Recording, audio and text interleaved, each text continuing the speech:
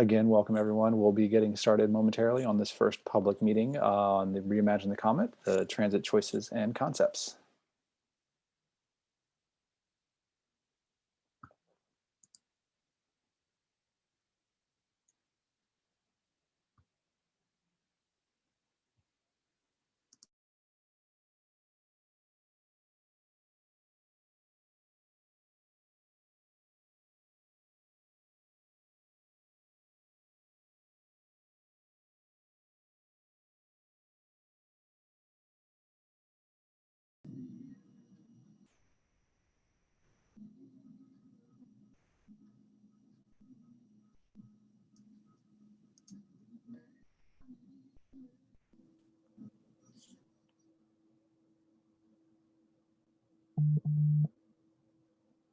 Hi, everybody.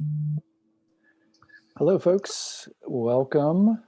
And I think we've got most folks here that we are expecting.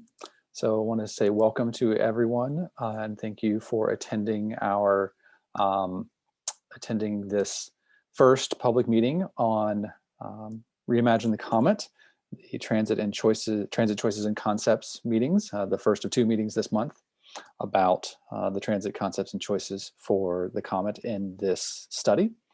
So I believe we've got our live feed on Facebook up and running now, so folks can watch us there.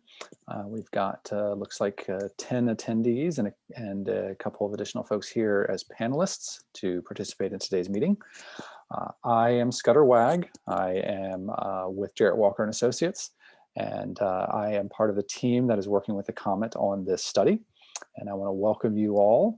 And I do believe we've got a couple of other folks I want to introduce you to as we get started on this discussion. So we have with us as part of this team of folks working on this study, of course, many COMET staff in particular with us today. I believe we have John Ando, Executive Director of the COMET, with us, as well as Pamela Benoit-Reed, please. Thank you, Pamela, who's Communications Director with the COMET, as well as Eric Harris from the COMET, planner with the COMET, along with some staff, other staff from the consultant group that's assisting with this, the consultant team of Jarrett Walker and Associates, DISA Incorporated and AECOM. So myself and Ricky Angera from JWA. Ricky will be helping with some of the tech items today. Tijuana Clifton from DISA, and then Patrick Tyndall and or William Jordan from AECOM also here with us to help out. But you'll hear me mostly from me and from John and maybe some others in there. So John, if you're here, I believe I want to give you just a chance to say hello and welcome.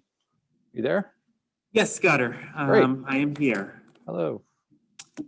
Good afternoon, everybody. And I want to thank you for taking the time to participate in our workshop to learn about the Reimagine the COMET project.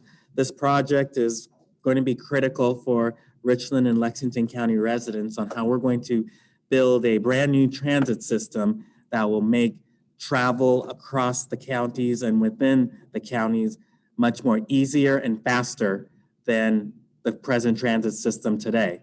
We haven't, as many of you are aware, we have not had a chance to study the transit system since 2009. So this is basically giving a fresh look on what we could do differently so we can continue to increase ridership and continue to make sure we have the right transit system for the region as it continues to grow.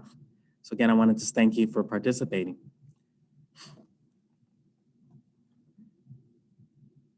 Great, thank you so much, John. And welcome again to everyone. So I'm going to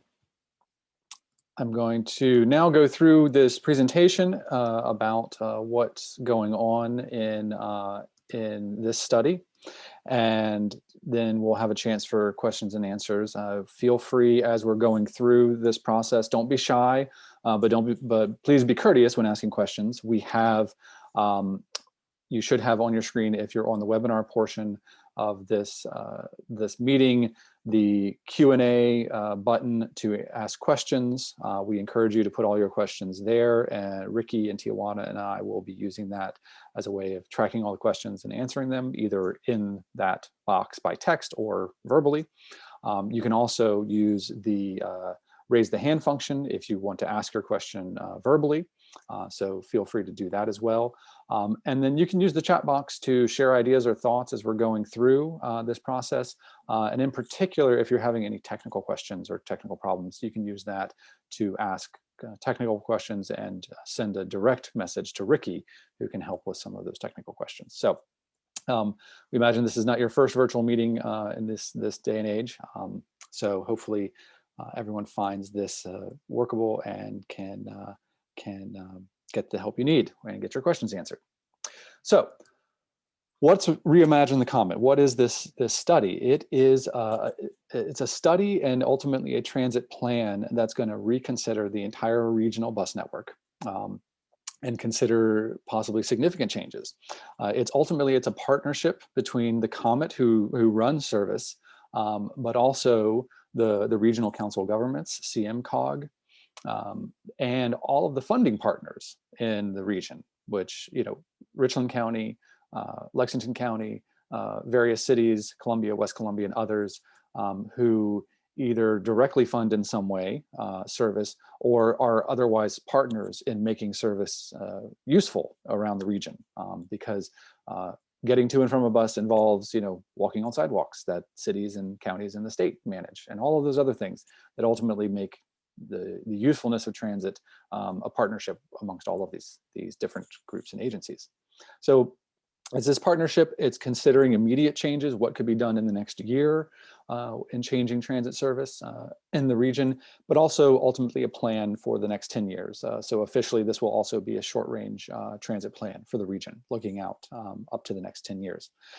This whole study involves analyzing the existing system, which we'll talk a bit about today, ridership patterns and surveying, considering alternatives, which we'll talk about today, and then getting your feedback on those in order to plan for a new network for the next 10 years.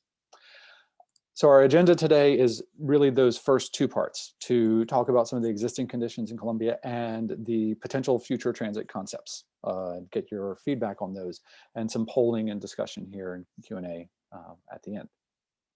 So why this plan? Why are we looking at this this plan now? Well, a lot has changed in the last 10 years or so for the COMET, for the region with its transit service.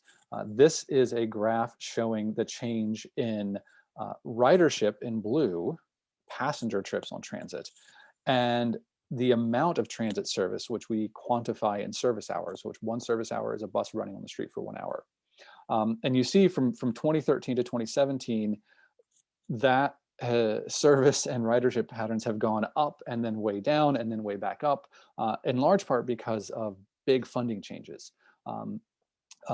In the late 2000s, early 2010s, there was a significant loss of funding and decline in funding for service, which meant service got cut back, which means if there's a bus not there, it's hard to ride. And so transit ridership went down significantly. In 2013, ridership started to go back up because new funding from Richland County penny tax and other sources helped to significantly increase the funding and the amount of service that could be provided. So there's been a huge a change in service over the years, and that has led to ultimately some significant changes in the productivity of service, which is how much efficiency effectively you're getting out of the number of riders per service hour that's on the street. So productivity is dividing the total number of people riding divided by the total amount of service you're providing. And you saw that number bounce around between 16 and 20 boardings per hour, but it's actually been a bit on the decline in the last 5 years. Even though service has gone up, productivity has kind of gone down. And so the question is, the system was able to kind of come back after 2013, after that new funding. But now we have a question of, is the network that we have really the right network for the region and for Columbia, given how much funding you have? And now that we've seen how it's been performing over the last 6 to 8 years. And then obviously, just in the last year, there is the big question of, how the region is responding to the pandemic, and transit is responding to that. And then lastly, a big question, of course, is transit is really fundamental to cities and growing cities. And there's been a lot of new investment, particularly in the core of the region in the last few years. And that starts to make the question of space really critical. And geometry in a relatively dense place like, say, downtown Columbia and the neighborhoods, immediately around it is absolutely critical to making it possible for everyone to get around, because just fundamentally, in normal times, 60 people driving around in that middle picture take up a ton of space. And 60 people on a bus takes up a lot less space. And we have only so much space on our streets. There's only so much space for parking. And that geometry problem becomes ever more critical in a condition, in a situation of growth and new development, and which you're seeing a fair amount of in the region. So these kind of underlying key questions are central to thinking about what does it mean potentially to look at new networks. So let's do a quick tour of what do things look like in the current system in the region. This is a map of the existing transit network, the pre-COVID, so early 2020 transit network, and the frequency of service at midday. And we very specifically look at what is the frequency of service at midday, because it tells us a lot about how useful the service is most of the day, because people are making trips all day long. So the service just at peak times is not as relevant to someone who needs to go to a medical appointment in the middle of the day, or even someone who travels, to a 9-to-5 job. If they have to leave early because their child is sick, or they have to stay late to work on a big deadline, the frequency of service that's available across the whole day is really important to that reliability of service for everyone. And then so this is color coded by that frequency of service. And you see the 101 on North Main, the 301 on Faro, the 501 on Two Notch, 701 on Forest, and the 401 on Blossom are really the most frequent services that you have, which are only every 30 minutes most of the day. And most other routes, like the 6 going up to the Monticello, the 12, the 42, the 21 on Rosewood, all of these other routes, most of the other routes are only every hour most of the day, including, say, the Broad River Route 801, which is, of course, a significant wait. And then there are quite a few other routes like the 88 and the 47 that are even less than hourly. So maybe every 90 minutes or every 2 hours, which means a really long wait for a bus. And that makes it hard to get somewhere very soon, because you have a lot of waiting either for the bus to arrive or waiting when you're trying to transfer potentially between routes, which makes it take a while to get around town.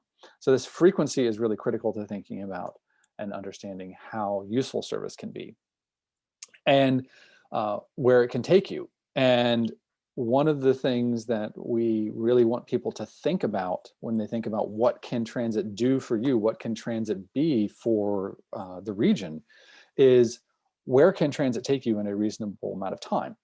And so this example on this right, this blob map, you might call it, shows you from downtown Columbia how far you can get in 30 minutes in the dark orange, in 45 minutes in the lighter orange, and in 60 minutes in this lightest orange color. And that tells you a lot. You think about this blob is kind of the wall around your life if you rely on transit. It's telling you, what is the extent of your physical freedom to get to all of the places and things in Columbia you might want to do.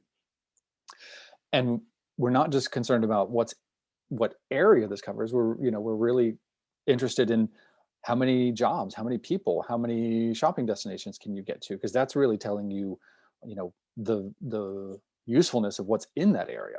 And we can calculate that. And so we can tell you that in 45 minutes today, you can get to 86,000 jobs and to 64,000 people from downtown Columbia by walking and by transit.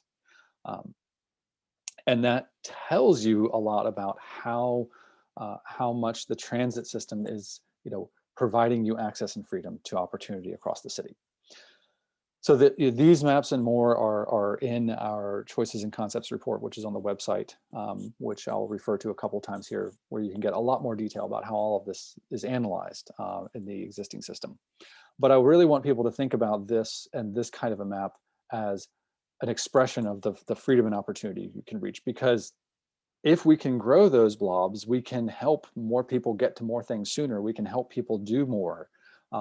And how can we do that? We know pretty clearly from basic geometry of how transit connects with land use and people that high frequency service in a connected network that's reasonably fast and reliable and that's focused on transit friendly places that are dense, walkable, linear, and proximate are the things that would maximize the freedom of people to get places across most of the city and most of the region for the most people, but not necessarily everyone. And this is a key piece of this puzzle of how we think about this.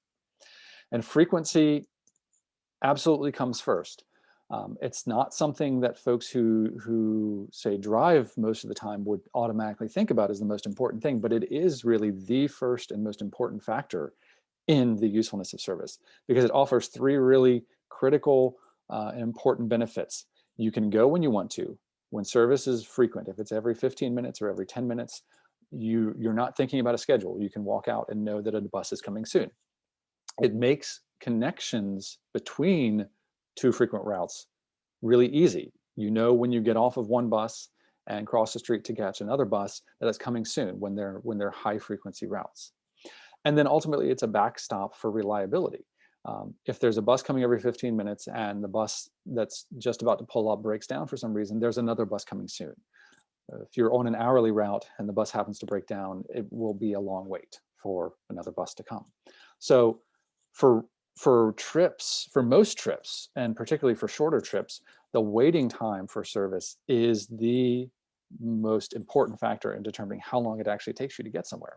So that blob I showed you before, that's counting waiting time and how long it takes you to get somewhere. But frequency is kind of hard to explain for folks who don't use transit regularly. Your experience of having to wait for a vehicle to arrive before you can go somewhere is not something you deal with if you drive most of the time. So parallel experience for folks might be waiting on an elevator. You know, if you had to wait 2 minutes for an elevator, you would feel like that's a really long wait. Traffic signals, traffic signals at really big intersections might have a 2 or 3 minute wait. That feels really long. Or long freight trains. You've got a lot of railroad crossings in Columbia, and you may experience this where you have to wait 5 or 8 or longer minutes or longer for a freight train to pass. And that feels like an extremely long wait. Well, imagine having a gate at the end of your driveway if you drive every day, and that gate only opens once an hour. That is an extremely long wait potentially, and that means you really have to time your trip and be ready to go when that gate opens. That's kind of the experience of living on an hourly bus route and relying on an hourly bus route. So frequency is absolutely fundamental to the usefulness of service. And because it's so critical to the usefulness of service, it's also really closely related to whether service gets high ridership. And we see a pattern across the country when we look at how much ridership you get compared to how frequent a bus route is. And this chart is showing you that connection and that relationship. Across the bottom of this chart is the frequency of service of a route. And this is from 24 cities, so hundreds of routes across dozens of cities across the country. And more frequent services to the left, so 30 minutes, 15 minutes, over here. And then that productivity again, how many people are boarding a bus for every hour a bus is running on the street on this vertical axis, and higher, of course, being more productive. And we see as you start getting to 20, 15 minutes, 10 minutes, that productivity really starts to go up in a exponential fashion, showing us that there's this non-linear exponential kind of payoff for more frequency. And that relationship is really important here because boardings per service hour is telling us boardings relative to cost. So going from a 30-minute service on a route to a 15-minute service on a route doubles the cost of service. But in a place where transit land use is supportive of transit, this tells us that you can expect the potential of ridership to actually exceed that doubling in investment in the right places. And we see this relationship in Columbia as well. This is a similar chart looking at your existing routes as of February of 2020 and how they perform on their frequency and their productivity. And you see things like the more frequent 30-minute routes tend to do much better. The 501 being the most highest performance, highest productivity service. But you see some things that stand out, like the 801 being an hourly midday route performs pretty well in terms of productivity. And then you see, most of the lower frequency routes tending to get relatively low productivity. And some of this is by design. Some of this is going to places we know is not going to get high ridership, but people feel it's really important to serve those places. But if we wanted to get higher ridership relative to cost, we would say invest more in these places and these routes where you're getting relatively high productivity, so that you can get even more riders in the shorter long term. And that relates to this basic question and this basic challenge, which is within any funding level, within any limited budget level, and we're talking about what you can do in the short term, which means within the amount of funding that you've got, we can't be equally useful everywhere. And so it begs the question of how we should put those resources out. So when we look at how transit and land use interact, we know that density, walkability, linearity, and proximity are really strong predictors of how likely it is you'll get high ridership when you put a bus on the street in those areas. And this is really just fundamental geometry of a place. It's not about, how good or bad a place is, how good or bad people are in those places. It's just the geometry of those places that makes it easier and more likely and gets you closer to more people. So density is pretty straightforward. In this upper part of this diagram, there's 2 buses running through this community, and there's a lot of people near each bus stop. In the lower diagram, there's 2 buses running through this street. It's the same length, it costs you the same amount, but there's half as many houses, there's half as many people. And just the geometry tells you that your potential for ridership is, half as good here. Purely because we know the relationship between how many people are near a stop tells you a lot about what the likely ridership is going to be out of that area. And so in our choices report, a choices and concepts report that's on the website, we can show you what is the pattern of density across the region. And this is kind of zoomed in to the core of the region. We have maps showing you all of Lexington and Richland County. This is zoomed in to Columbia, West Columbia, Seven Oaks, to kind of the inner part of the core here. And what you can see is very high density in and around downtown. This is combined number of residents and jobs density, and kind of within that Beltline area in particular, in the city of Columbia, you see pretty high density. It tends to drop off the density very quickly as you go to the south, say out Bluff Road, but the density stays pretty high if you go in the kind of north and northeasterly direction out Main or Faro or Two Notch and those streets, or out Forest Avenue, for example. And on the other side of the river in Lexington County, you see a pretty high density in, say, West Columbia and Casey, but it tends to drop off pretty quickly as you get close to I-26 and move to the southwest from there. And if you look up the Broad River corridor, the density stays pretty high up the Broad River corridor, but it drops off pretty quickly once you get past the Walmart and the mall up in that vicinity.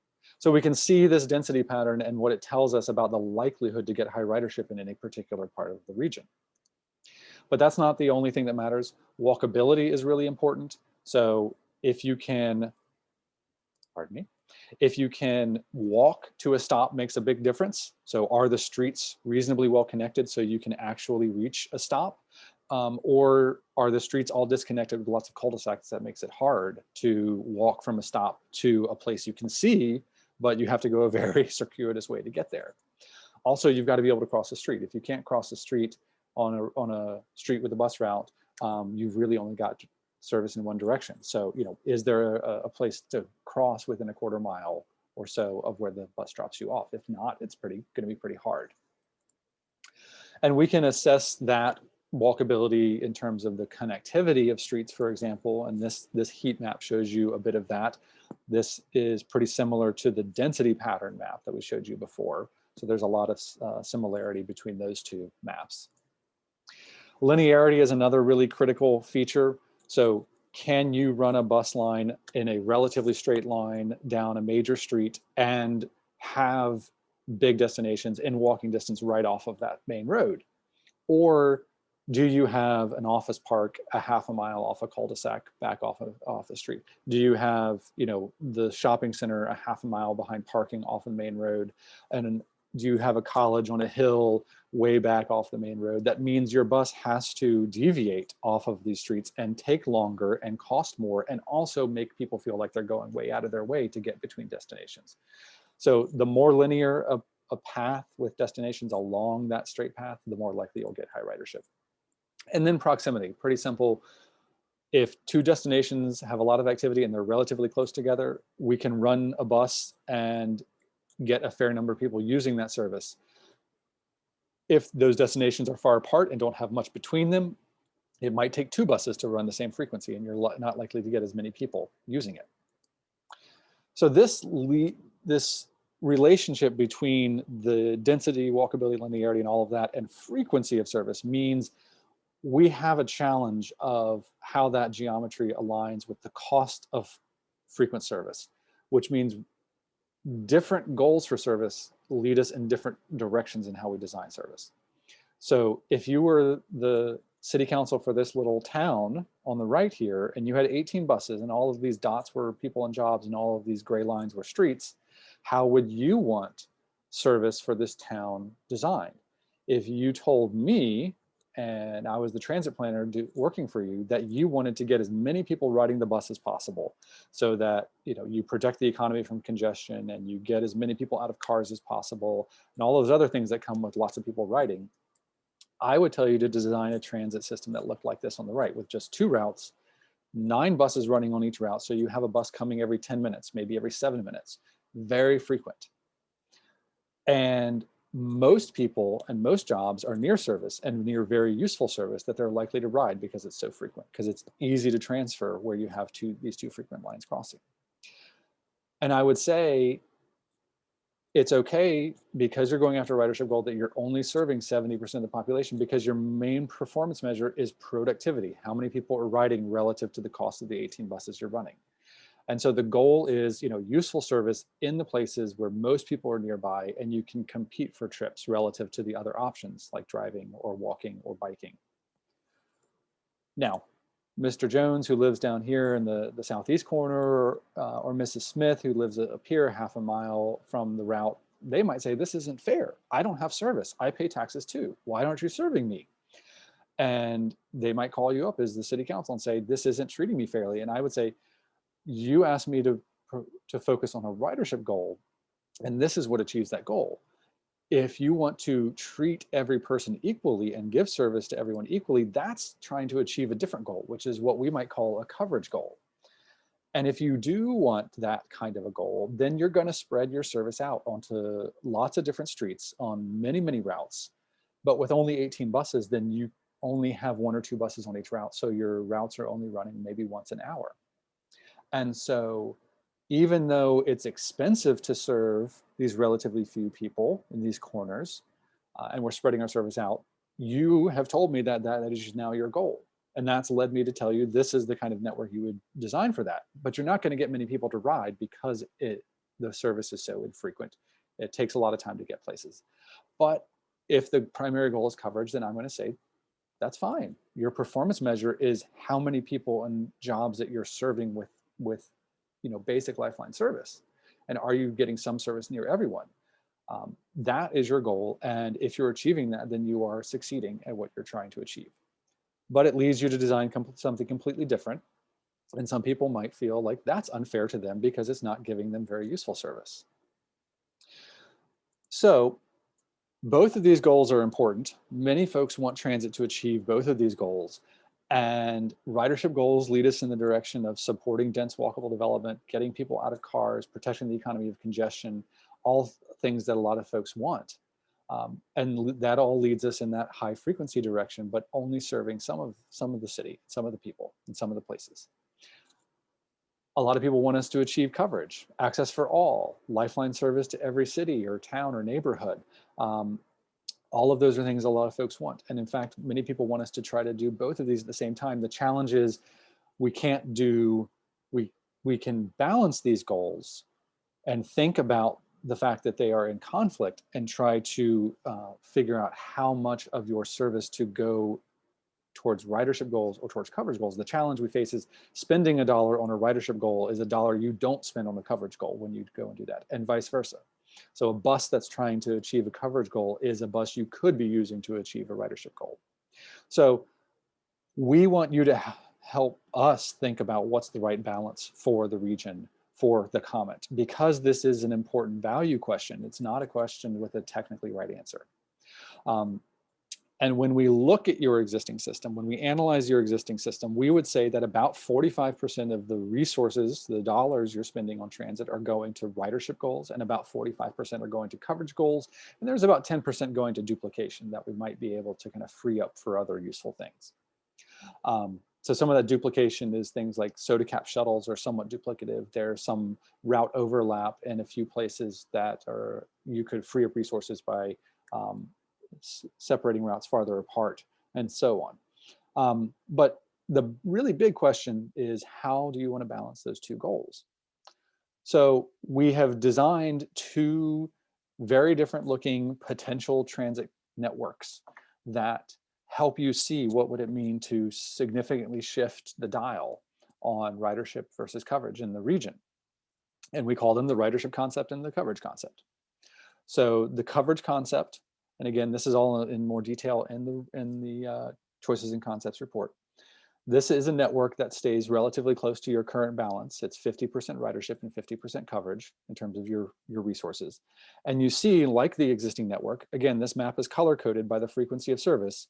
Dark blue is every 30 minutes, light blue is every 60 minutes, and tan is tannish brown here is worse than every 60 minutes. You see the most routes are dark blue, light blue, or tan. So still 30 minutes or 60 minutes primarily across most of the region, which means still pretty long waits for service. But most everywhere that has service today still has service in this concept. So we're still kind of prioritizing that coverage of places that currently have coverage. And we can make small improvements here and there in the frequency, like Broad River now is every 30 minutes for most of that corridor. But most corridors don't see a significant change in frequency. Contrast that with this ridership concept, where you potentially turn the dial a lot in the direction of higher frequency and higher ridership at the expense of coverage. So in this concept, you have high frequency service on North Main every 15 minutes, for example, but not really going out beyond I-20, for example, on that corridor. On Two Notch Road, you would have every 15-minute service, high frequency, going out to Columbia Place Mall, and 30-minute service a little further beyond that. On Faro Road, you would have a high frequency service from downtown to the hospital, and then 30 minutes beyond that out to Killian. But in these concepts, you don't have any service, for example, on Clemson Road, where you have service today. Forest Avenue having every 15-minute service. Rosewood having every 15-minute service, and every 30-minute service on Blossom, on Garner's Ferry, every 30-minute service on Shop and Bluff. But some of these corridors in between these main roads today, like where the number 12 goes today, don't have any service.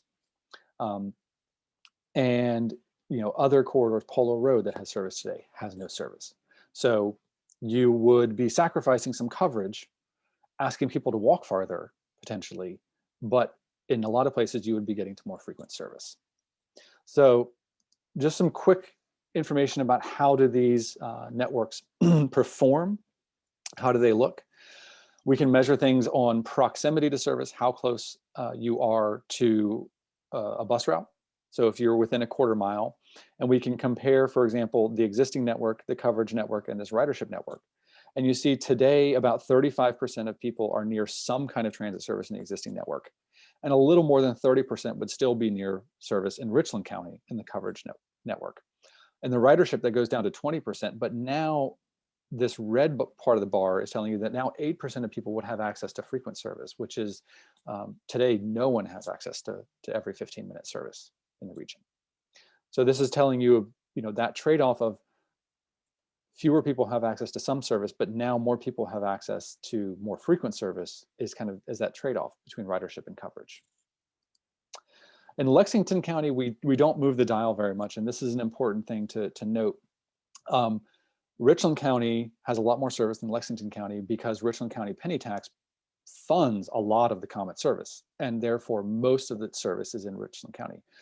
Lexington County, West Columbia, Casey, and some of in Spring and a few of the other local jurisdictions in Lexington County pay for service in Lexington County, but the amount of funding they provide is much, much less than the funding that's provided in Richland County.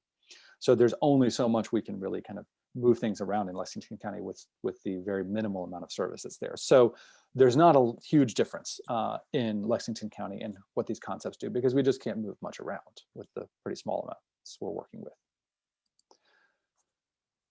If we come back to that, how does this change your potential to get across the region, the freedom to access, the city? These isochrone maps, these blob maps, similar to the ones I showed you earlier, tell you how that changes with these two concepts. So coming back to downtown, which is that first example I showed you, this little dot is in downtown. How far can you get in 45 minutes? You see in gray, dark gray, the areas you can reach today, but you couldn't reach. And so your access might be shrinking. In dark blue are all the places you can still reach that you can reach today. And then light blue are the new places that you can reach. And we can calculate the total jobs and residents that changes. And we know that it's 17% more jobs that you can reach, for example, if you live downtown. That's in the ridership concept. In the coverage concept, it doesn't change as much because we're not changing the frequency as much. So it's only 7% more jobs that are reachable from downtown in the coverage concept. And we can look at a couple of other places. We have multiple examples in the full report that you can read on the website. So from Columbia Place Mall, for example, in the ridership concept, there's a huge increase in the jobs you could reach. 28,000 more jobs, a 260% increase in the jobs you could reach. Or thinking about how many residents could reach Columbia Place Mall, it's 15,000 more residents could reach that place. If they wanted to work there or they wanted to shop there, that's a 134% increase. In the coverage concept, it doesn't change much because we haven't changed the frequency much. And so it's only about a 7% increase in jobs or a 6% increase in residents that can reach that place. If we look out off the Broad River corridor over off of I-26 and the St. Andrews Walmart, we can see the change in the coverage and ridership concepts there. Again, a big increase in the ridership concept. You see some loss of access because we've cut back some service further out, but you see big increases with these light blue areas, meaning 91% more jobs and 149% more residents could reach that Walmart. The coverage concept still increases things because we've actually turned up the frequency on Broad River, for example, which means 25% more jobs and 68% more people could reach that Walmart. So these are just a couple of examples. We can calculate this basically for the whole region and then tell you how does it change for different parts of the city, different parts of the region, different parts of each county. And that's what this map is basically showing you. It's what we call a dot density map. So each dot here represents 50 residents, and darker blue colors mean an increase in the number of jobs that folks could reach from those different areas. And the red dots mean less jobs that you could reach from those particular areas of the city or the county or the region. So you see, big increases in the dark blues, in and around kind of the inner ring area just around Columbia. A bit of a decrease actually right in the core near downtown Columbia. A big increase along, say, Broad River going out towards the direction of Irmo, for example. When we look at the ridership concept and its change, you see big dark blue areas all around the core of the region where most people live and most jobs are, leading to pretty significant increases for most people, but not all, in terms of how many jobs they could reach. And we can summarize that for the average person and tell you that in an hour, that the average person in the existing network can reach about 14,000 jobs in 1 hour. So, you know, if you took the average person across the region, the two counties, about 14,000 jobs you could reach. In the coverage concept, we increase that a little bit by 7% because we make things just a little more effective and efficient, but we don't increase the frequency that much. The ridership concept dramatically increases that by almost 60% because it concentrates so much frequency. It helps most people that are served get places much faster. And so almost a 60% increases in jobs that people can reach in an hour. So that's a really big difference. But of course, that comes at the cost of, you know, a number of people no longer are within walking distance of transit. But the people that still are have really, really useful transit that gets them somewhere soon. So this is a tough question. You know, this is not an easy question to answer about how the region, how the cities and the counties and everyone wants to spend the resources. And so this, as I said before, this question of how you want to balance things is a value question. It's not a technical answer. And it's a value question about what the community wants transit to do for it. And so we are asking you to help and to weigh in on this decision. We have the website, reimaginethecomet.org, where all of the information about these concepts is summarized. There's a full report with details that helps you think about how do these concepts serve you, serve the region, and how do they align with your values? Because as a value decision, it's something you need to weigh in on. And ultimately, the COMET board and decision makers need to tell us, the technical experts, what your values are. So there's a public engagement process that's ongoing. Just a quick summary, we've done some public engagement in the past, in particular a origin, destination, and rider survey back in October and November of 2019. When we asked riders some questions similar to this about, for example, would they be willing to walk farther if they had to wait less? So would they be willing to walk farther to get to a more frequent service? About 52% said they would prefer that.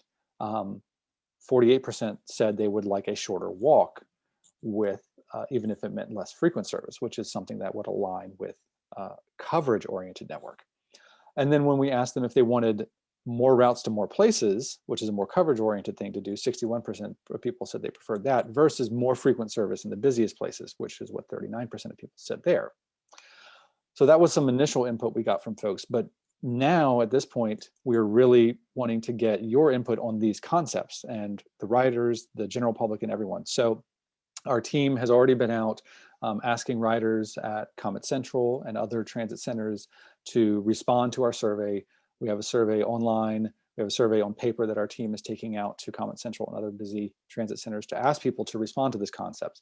And this meeting today and the meeting on the 9th are here to let you ask questions about these concepts and understand them better so that you can respond to that survey and tell us what you think and help inform the COMET board and COMET staff so that we can then decide where in between these concepts, because we're not just picking one or the other. Ultimately, it's probably going to be somewhere in between these two, and that will be based on what you tell us in this survey. So at reimaginethecomet.org, you can register for these, for obviously for the next meeting if you want to hear about all of this again, but more importantly, take the online survey. So now I want to pause and say this is a good time for questions. Ricky, I think I've seen you going through questions with Ricky and Tijuana. So let's see if we have questions or raised hands and see what people want to know more about. Okay, there was one question. I'm not sure if you're able to answer it in this setting, but the question is, can these routes be moved to keep more frequent buses off residential streets? Well, I think if you look at the ridership concept, and again, you can see more detailed versions of these maps on on the website where you can download the full report, you can download some of the individual maps. The more frequent routes on here, the routes in red, are primarily on the busier commercial streets like Two Notch, Forest, for example. So, those are generally the better places to run frequent services because that's where, there's a lot of activity. So I'd say in general, we want to put frequent service on the kind of busier commercial streets, not on the less busy residential streets. But there may be some places where a particular residential street may be the only way we can kind of get from one place to another. So if there's a particular street you're concerned about, I'd say let us know. In the survey, there is a section in the survey where you can just give us a general comment about a specific concern. Or if you want to just bring that up now and discuss it, we can look at that. I think we have a raised hand. Is that right? Yeah, it looks like there's the same person that had that asked that question. So maybe they have a follow-up. So Alex Butler, yeah. So can we unmute Alex and see if you have a follow-up on that? I think you may have to do it. Okay, let's see. Okay, well, I think Alex here, let's see. Alex, I'm going to promote you to panelist momentarily so that you can ask your question. And I think that will allow you to unmute and ask your question. Can you guys hear me now? Yes. Perfect. Hey, I appreciate y'all putting this presentation on. It's really well done. My question is primarily about if we're looking at this map, I believe it's Route 7. It's pretty small on my screen, but it's running, that route is running down Park Street and then cutting through Earlwood neighborhoods. And so frequently, that's, part of that is currently already a bus route and it comes, pretty infrequently and it's not a major deal. But my concern is if that bus is running more frequently, having more bus traffic on those residential streets, is there a way to move that route? To me, if you in your presentation, you're talking about how a linear route makes more sense anyway. Why not just route that down, River Drive over to Broad River, especially if we're, taking the Broad River route? So that's really my concern with that. Sure. So yeah, so this ridership concept would have that number 7 route coming down from crossing the river there into downtown through some partial residential neighborhoods. And yeah, that's one of those places where there's a little bit of a challenge between if we don't go that way through that neighborhood, then we end up with a lot of duplication because we end up along the same path as the number 1 here on Bull Street for a fairly significant stretch. So there's a trade-off between covering area on a more residential street or doing more duplicative things on Bull and going Bull River. So that's the trade-off there of, there's only so many paths we can take, and there's really only 2 here in this case, trying to get into downtown. And one of them means we're duplicating service and potentially losing coverage if we go that other way versus, through the residential area. So this would be an every 30-minute route. And I believe today you have service every hour. So it would be, you'd see 2 buses an hour per direction as opposed to 1 bus an hour per direction. So it is an increase in frequency. It's not a huge change, but it is an increase that you might see if you went this way.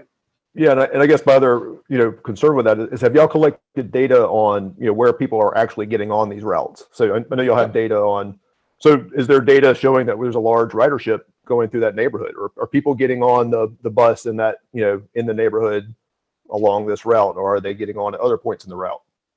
I'd have to go back and look at the numbers. We have numbers by stop of how many people are getting on and off at each stop, and I'd need to go back and look at that particular stretch to see what it looks like. I think there's actually a decent number along that stretch that are getting on and off, but it's as much about providing, in this case, trying to provide some consistency of coverage where we can, as opposed to being duplicative.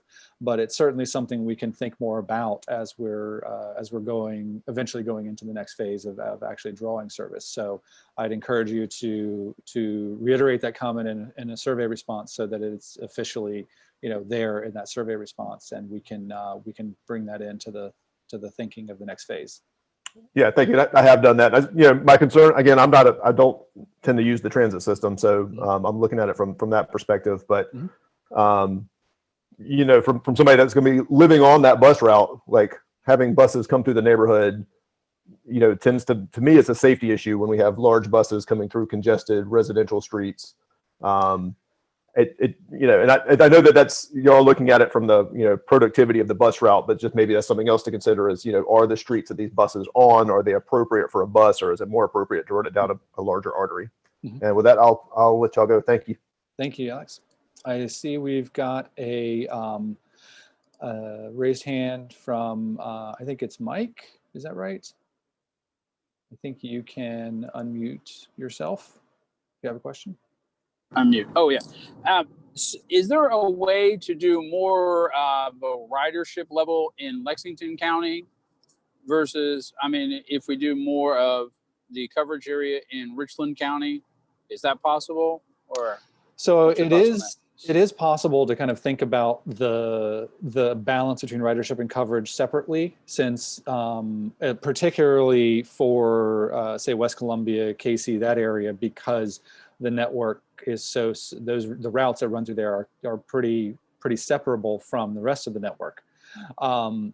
And I think the primary challenge of deciding to do things significantly different in areas of Lexington County is that each of the cities are providing some funding, and so each of them sort of has a bit of a say in where things go and how and why, which means there's a bit more of a nuanced negotiation about things and how you design things in Lexington County.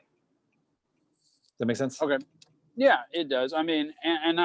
I was just seeing what we could, I think that we would be more open if we had more ridership in Lexington County.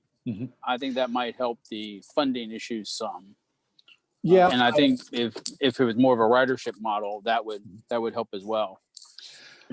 So yeah, thoughts.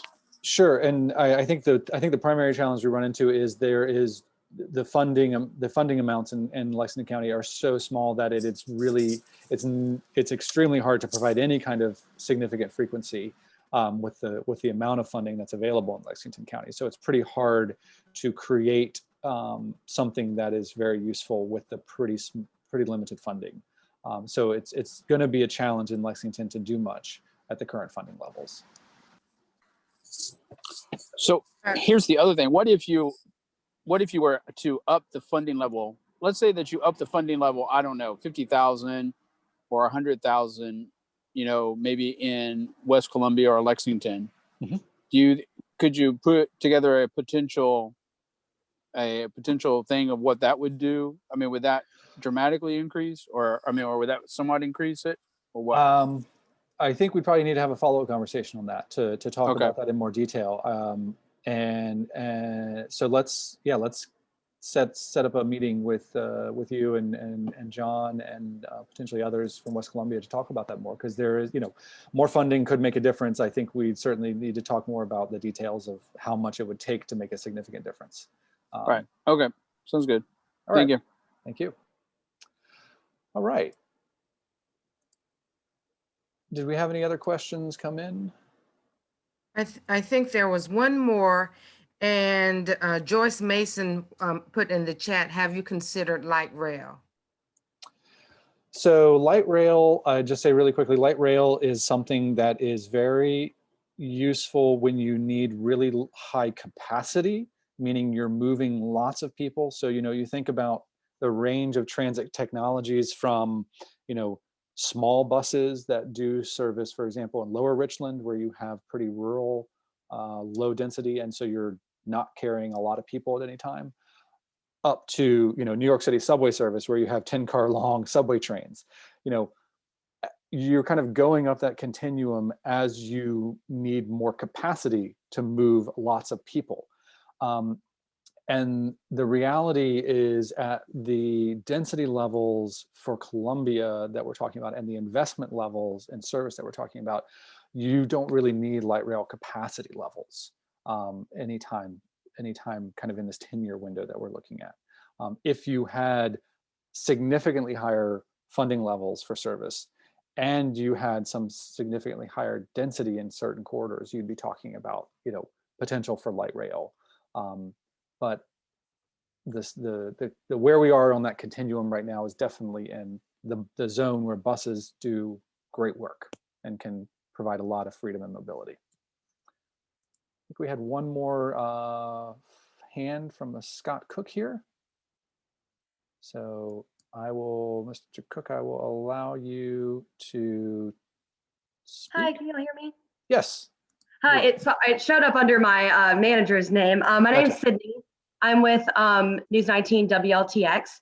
Yep. So my question is, I am basically trying to figure out the best way to describe the difference of these two concepts to our viewers in the most simple form possible. Trying to explain it to someone who's sitting in their kitchen cooking dinner tonight and they're listening to it and they want to know just a quick Cliff Notes version of the two concepts. Is there any way you could do that for us?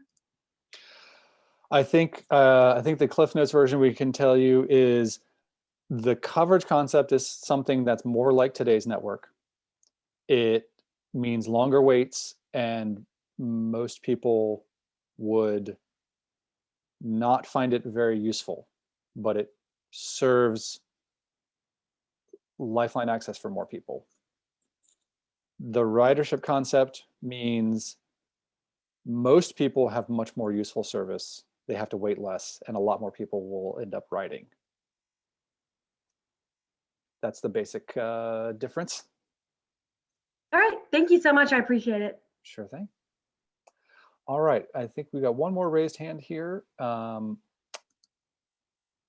from Adam Benson. So I'm going to allow you to talk, and then I think this is going to be the last question, and then we will do a little wrap up. Hey, yeah, this is Adam Benson with the Post and Courier newspaper. Thanks a lot for putting this together. My question is, in the studies, in both of the concepts that you guys have studied, was there any talk about fare changes or fares to help finance some of this a little bit? I know, the penny tax is in place, but that's not going to last forever. So I'm just wondering if that was a variable you guys took into account. No, we aren't talking about changing fares, and fares ultimately are less than 20% of the revenues for the COMET. John, you might be able to. Well, obviously, recently with the pandemic and not charging fares, it's been much less. But pre-COVID, it like a lot of bus systems in a lot of the country, fare revenues tend to be 20% or less of service of what funds your service. So, and increasing fares tends not to raise significantly more revenue to provide additional service. So most communities, when they've been talking about, for example, expanding transit, they've been talking about finding additional revenues from new tax sources, for example. So when you look at, say, Charlotte, in the last 15 years, how have they expanded transit? They've done it because they have a sales tax, for example. Indianapolis has recently significantly expanded its transit service because they instituted a new dedicated income tax. And Seattle has likewise drastically increased transit service in the last 10 to 15 years through a variety of tax sources, because that's ultimately, most of our transportation systems are subsidized by some kind of significant tax resource. Okay, Scudder, and I think John would like to come in. I don't think he's been able to. We just double check to see if he's unmuted. Hey, John, are you there? I think you are muted. Let's see.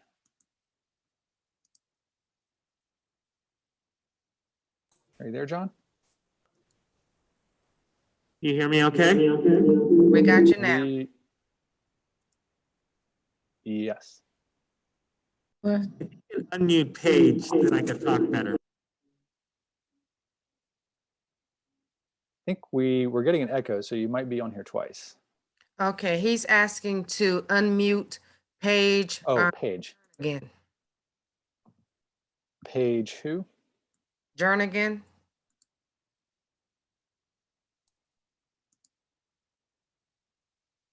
All right, I'm going to actually promote Paige to panelist momentarily, so the Paige should be able to speak.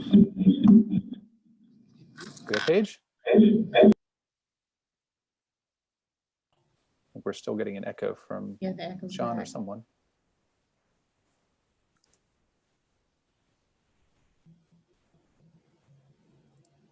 Do you hear us okay? We're still getting an echo when you speak. 1 second. Okay.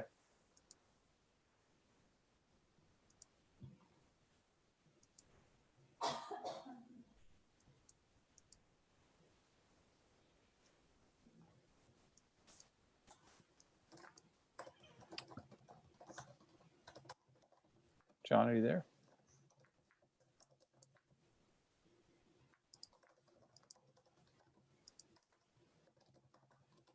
Okay. Sorry, do you guys hear me okay? Yes, I think the echo is going Yes. away. Yep.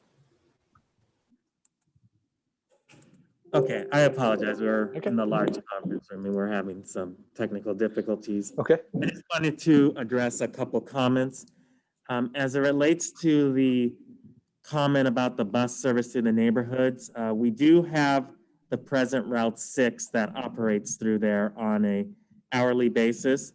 We do have significant ridership from looking at the ridership data that was collected in October of last year during the peak periods. So it will definitely require some evaluation on if it makes sense to increase that to 30 minutes or leaving it at an hour, or through the route planning process, if that route under the ridership concept warrants 30-minute service, if there's neighborhood concerns about the number of buses going through there, maybe every hour it goes through the neighborhood during the peak, and then on the other hour, on the other half hour, it goes via a different path. So that's stuff that could be analyzed.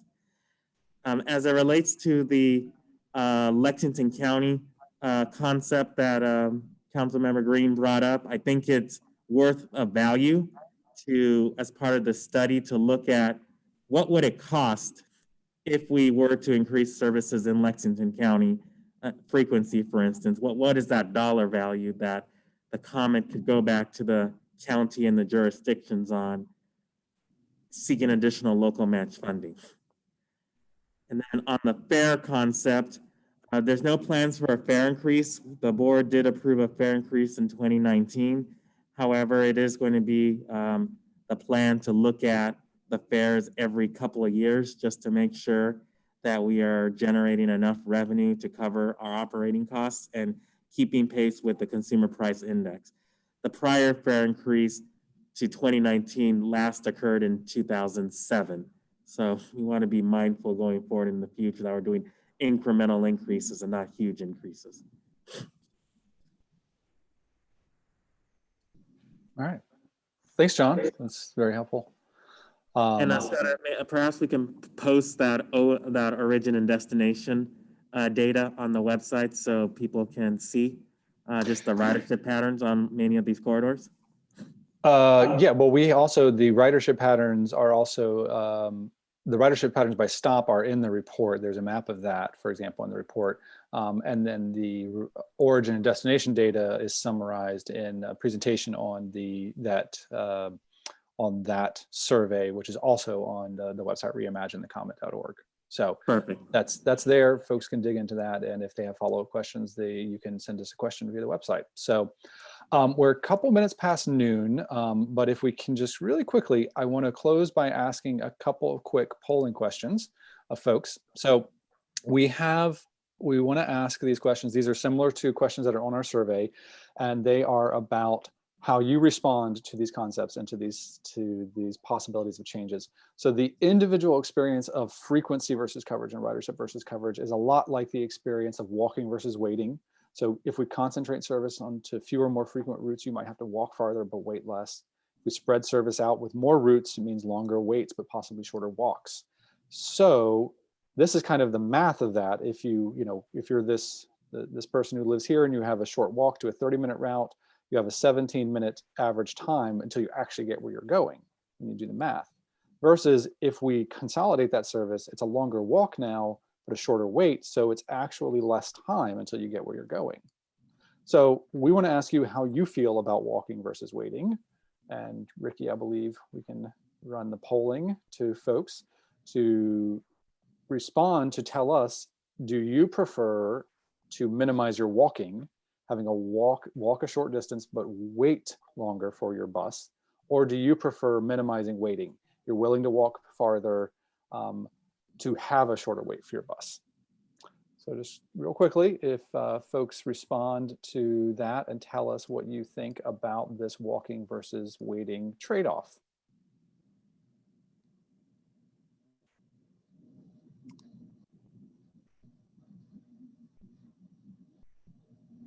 Got a few more responses here. Good to see. Give people about 5 more seconds to respond here to the survey. And in 3, 2, 1, we will close the poll. So we see amongst the recipient, the attendees here, we've got 5 folks, 71% who would prefer minimizing waiting, and 2 folks, 29% who would prefer a shorter walk. All right. So And it excellent. looks, Scudder, it looks like one person may not have been able to vote. Okay. Ms. Mood wants to include walk further and wait less. Walk. Okay. Yeah. So that would be one additional Per vote. person there for that option. Got it. Correct. Mhm. Okay. This is, there's an official question on our survey online that you can answer that will help, incorporate with everyone's responses. So this is just an informal response to that question. So the next question I want to ask is how you balance this ridership and coverage for the whole system. These 2 concepts we've shown you, we want to see and understand which you prefer. So when you think about those 2 concepts that we've shown you, which one do you prefer and how strongly? Again, this is the same question that's on the survey. So this is an informal way of just getting input from folks who are here today.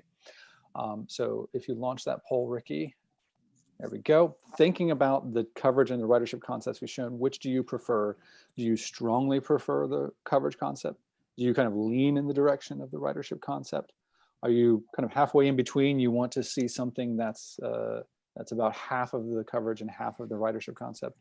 Do you lean more in the direction of the ridership concept, meaning you like that frequency? Or do you strongly prefer the ridership concept? Would you like us to design something that looks very much like the ridership concept?